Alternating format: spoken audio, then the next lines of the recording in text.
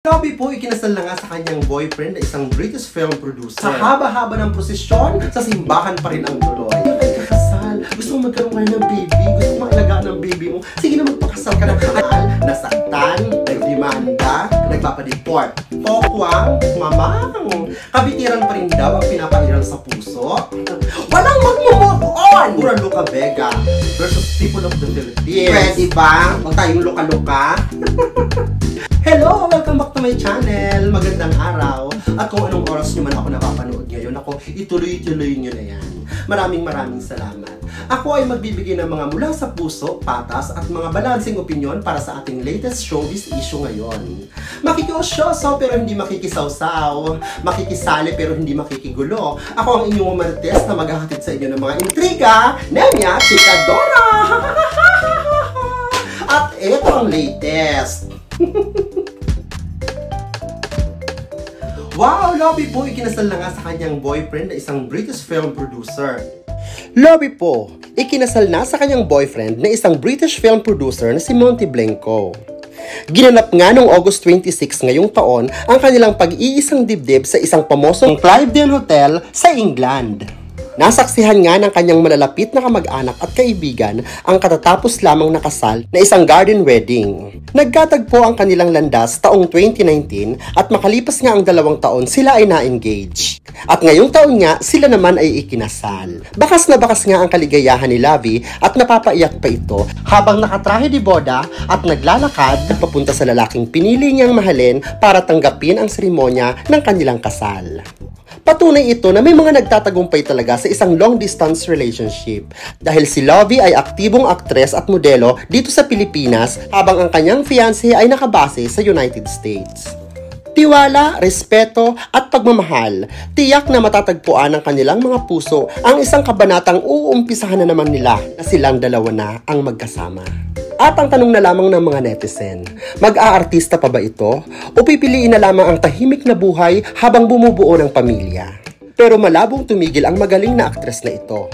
Matatanda ang kamakailan lang ay napapanood natin siya bilang si Mokang sa seryeng Batang Quiapo na isang maganda at palaban na leading lady ni Coco Martin. Si Lovie po ay anak ng namayapang hari ng pelikulang Pilipino, si Fernando Poe Jr. Kaya nananalaytay sa dugo niya ang pag-aartista. Maaaring pumili na lamang siya sa mga role na kanyang gagampanan, pero malabong talikuran niya ang showbiz. Lalo na pareho naman silang nasa hanay ng uri ng trabaho. Lovie po, sexy, maganda, magaling, may talento, at professional. At isa nga sa mga hinihiling at pinapangarap ng mga babae, ang syempre maglakad sila papuntang altar at nag-iintay doon ang lalaking pinili nilang mahalin at inaasahan niya na makakasama niya ng habang buhay na. Diba? Isa yan sa mga kahilingan ng mga babae o lalaki ang maikasal. Diba? Ang humarap sa dambana, hiniin ang basbas ng Panginoon at ang mga desisyon na nga yan ay nangyari dahil sila ay mga nasa tamang edad na.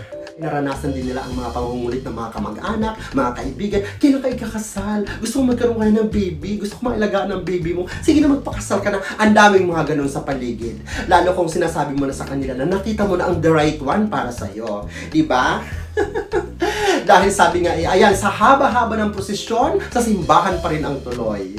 At dapat hindi lang pagmamahal ang iaalay sa isa't isa, paggalang at respeto ay napaka-importante din. At higit sa lahat sa anumang desisyon nyo sa buhay, syempre dapat sentro ang Panginoon. Diba? Ang galing-galing ko doon. At ang mga prioridad at mga desisyon sa buhay ay nako, magbabago na.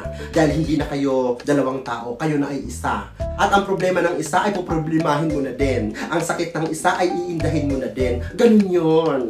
At gaya ng ating naririnig, nako, magsasama sa hirap at ginhawa, sa lungkot at saya, sa kaginawaan at sa kasaganaan. Ayan, mabuhay ang bagong kasal. Congratulations, best wishes. Ayan, at ito pa ang ating chika. Ayan, matapos nga ang matamis na kasalan na yan, ako, mapait namang mga issue ang ating hihimayin. Dahil Mama Pokwang, mamang, kabitiran pa rin daw ang pinapairal sa puso. Nako. Patuloy nga ang pagsulpot ng mga bashers ni Pokwang, lalo na kung ito ay may mga naipopost sa kanyang mga social media account.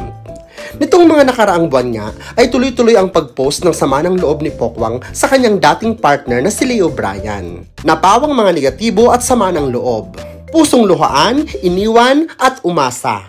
Babaeng nagmahal at nasaktan. Punong-puno ng sama ng loob at naghahabol na ang tanging isinisigaw ay para daw sa ikabubuti at kapakanan ng kanyang anak. Bawat post ni Pokwang ay ibinabalik din sa kanya ng ilang netizen. Bakit di na lang daw manahimik at mag-move on? Kitang-kita pa raw na mahal pa nito ang dati niyang partner. Matatanda ang sumabog ito ng husto na dati ay inilihim niya sa publiko ang tunay na kalagayan ng kanilang relasyon.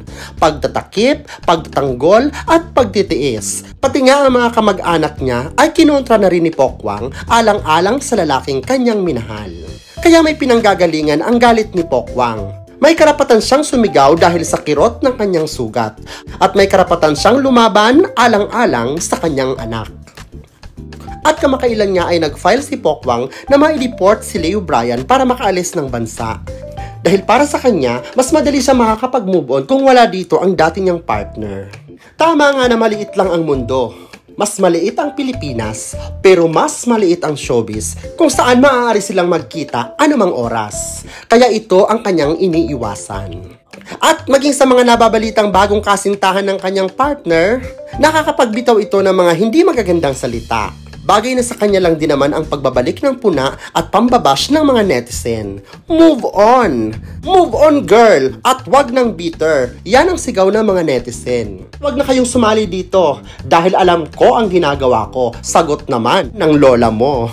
Walang mag-move on! Sabi nga sa Dirty Linen. Pero para kay Pokwang, sasabihin niya sa atin na nakapag-move on na siya. May konting galit, pero dahil sa mga nangyari na rin siguro, pero ibigay natin yun sa kanya. At kung ano man ang mga nirarant niya sa social media, mga pinupost niya, nako, minsan kailangan na lang nating hayaan. Huwag nyo na lang masyadong patulan dahil hayaan mong na mai-release niya, mailabas niya ang sama ng loob niya sa social media. Diba? At sa mga balita nga na ginagapang niya ng husto na talagang manalo sa kaso at kailangang mapaalis dito sa bansa ang kanyang dating partner, nako, hindi totoo yun. Hinahayaan niya na ang hustisya ang iiral. Ilalatag niya ang mga ebidensya, ang kanilang mga argumento, mag-uusap sila, at kung papanigan siya, edi maswerte siya, di ba? At para kay Pokwang, mas mag-move on siya kapag wala dito sa Pilipinas ang dati niyang partner. Kailangan nating intindihin siya dahil siya ay naging biktima ng isang mapait na pagmamahalan. Gaya nga ng mga sinasabi niya. Nagmahal, nasaktan, ayan, nagdemanda, ayan, nagpapadeport. At dahil nga nagbunga ang kanilang pagmamahalan, ako, dapat ang mga ginagawa nila ngayon, mga desisyon nila sa buhay, iniisip nilang paulit-ulit dahil ito ay hindi lang para sa kanilang mga sarili, kundi dapat para sa kanilang anak. Diba? At sana kapag dumating ang araw na yon, ay sana ang mga puso ay nalinis na, nahugasan na, masaya na, at handa ng pagtawanan ang mga mapapait na mga pangyayari sa buhay. At sana dumating pa rin yung araw na sana sila ay magkasundo. Hindi na kailangang magkaibigan. Magkasundo na lang, hindi para sa kanilang mga sarili, kundi para sa kanilang anak. Ayan. At sa ating versus Pura Luca Vega versus People of the Philippines. Nakwa! Pambabastos, kawalan ng respeto, pagyurak sa pananampalataya. Ito ang sigaw ng mga libu-libong Pilipino sa buong mundo. Matapos nga nagayahin ito ang imahe ni Hesukristo na para sa kanya parte lamang ng kanyang pagtatanghal bilang isang drag queen at isa itong art, dagdag pa niya at wala naman daw masama. Ilang parte ng syudad na sa Pilipinas ang nagdeklara na sa kanya bilang isang persona non grata. Pero wala pa rin siyang tigil hanggang sa ngayon. Tuloy ang nakasanayang palabas sa kabila ng mga puna na mali ang kanyang ginagawa. At lalaban siya kahit sa korte man makarating.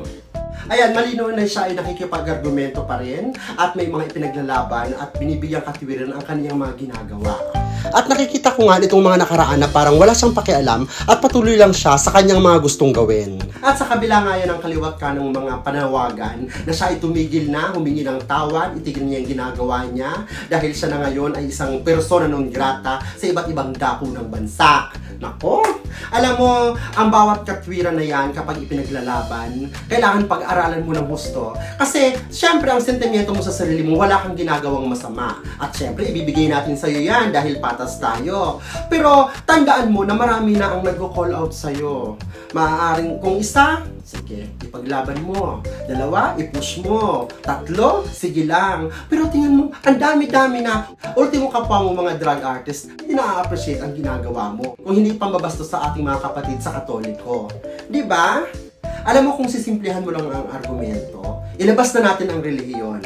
Kung halimbawa may ginawa tayo na alam nating tama, tapos sa kabila nun marami ang mga nagsasalita ng hindi maganda, marami tayong naririnig na puna, marami ang humihiling na itigil natin dahil hindi maganda, nayuyurakan ang kanilang dangal, dignidad, pananampalataya. Aba, dapat magtaka tayo.